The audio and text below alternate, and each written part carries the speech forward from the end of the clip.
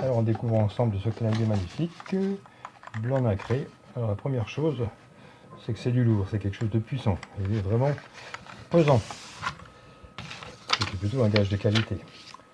Le manuel, l'extracteur de couches et le câble USB. Une construction extrêmement sérieuse niveau professionnel avec des touches larges, épaisses, pas trop de bruit, un toucher qui est souple, ça n'accroche pas, donc un clavier qui est complet avec les touches de fonction, des pictogrammes bien visibles, donc le pavé numérique. Alors pas de pavé numérique, bon c'est pas grave puisque personnellement pavé numérique j'en ai toujours un sur la main gauche qui est quand même beaucoup plus pratique que sur la main droite. Touche de direction bien accessible, des pieds à surélever, voilà, qui semble solidement fait. Et donc c'est un clavier entièrement filaire puisque je ne vois pas de dongle Bluetooth. Allez, on va monter ça. On a donc branché notre clavier sur la prise USB du PC et le pilote a été automatiquement chargé. Le clavier est reconnu et on voit que le jeu de lumière, un jeu de lumière assez sophistiqué se met en place immédiatement. Donc pour comprendre ce jeu de lumière, on va consulter la notice qui est entièrement en français. Donc ici, attention de ne pas perdre le manuel parce qu'il est important pour comprendre les effets spéciaux. On passe par la touche fonction, plus une autre touche. Alors, ce qui permet de sélectionner les différents effets spéciaux pour se rendre compte, c'est la touche F9. Fonction, F9. On voit un peu ce que ça donne.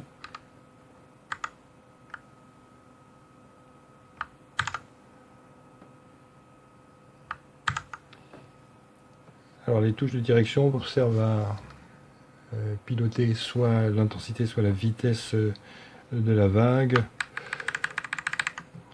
Alors F9, on change de type. Là on a un autre style de rétroéclairage qui ne se fait que quand on appuie sur une touche, ça envoie des ondes, ça c'est sympa, c'est pas mal. Alors on va essayer autre chose. Là, seule la touche appuyer s'éclaire, c'est pas mal. Seule la ligne éclairée s'illumine. Donc là, on a l'éclairage déconseillé pour les épileptiques ou l'abus de café. Ouais, là on est franchement dans le mode gyrophare, ici dans le mode vague. Bon, c'est vrai qu'il y a pas mal d'effets et forcément on va trouver chaussure à son pied. Donc on peut varier les effets par les touches de direction. Ici, on augmente, on diminue. Donc si on veut arrêter, on met au minimum. Voilà, ça branche quand même. Allez, je remets. Alors il y a ces deux touches là qui peuvent varier la vitesse latérale. Et bien sûr, la touche qui sauve, la touche magique, c'est la touche supre. On appuie 5 secondes pour réinitialiser. Voilà, ça clignote 3 fois et on repart avec les réglages d'usine. Alors après, ici, il y a un enregistrement de l'éclairage, mais là, j'avoue que je n'ai pas ni compris l'intérêt, ni compris la procédure. Mais comme je n'ai pas compris l'intérêt, c'est sûr que j'ai du mal de comprendre la procédure. C'est donc un très joli clavier, solide et résistant, avec une structure professionnelle, des touches solides, avec une technologie spéciale de non-chevauchement des touches qui permet d'appuyer rapidement sur l'ensemble des touches. C'est-à-dire que les touches n'ont pas une programmation matricielle comme sur le clavier basique, mais une programmation ponctuelle. C'est-à-dire que chaque touche appuyée a son propre code. Donc ça, c'est très pratique pour les gamers qui ont tendance à appuyer sur 2, 3, 4, 5 touches en même temps. Donc il y aura 5 codes différents.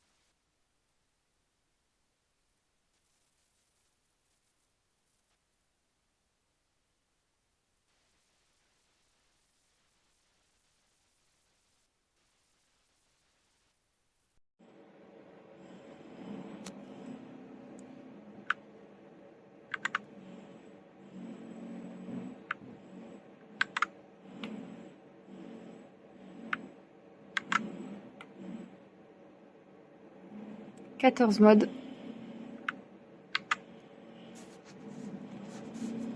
Hyper facile à avoir.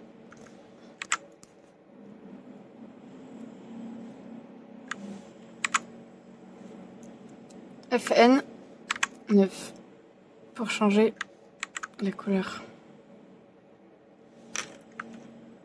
On enlève la luminosité vers le bas, vers le haut, on remet les couleurs.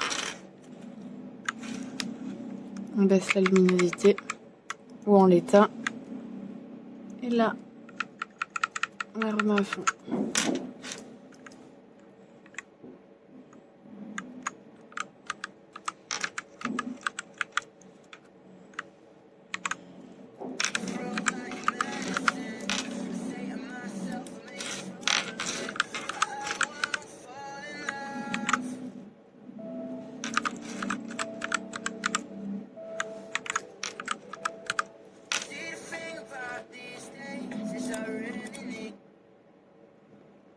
Juste à brancher un tout petit manuel qui fait une petite page où ils expliquent tout. Tout est en français. Le clavier est assez lourd.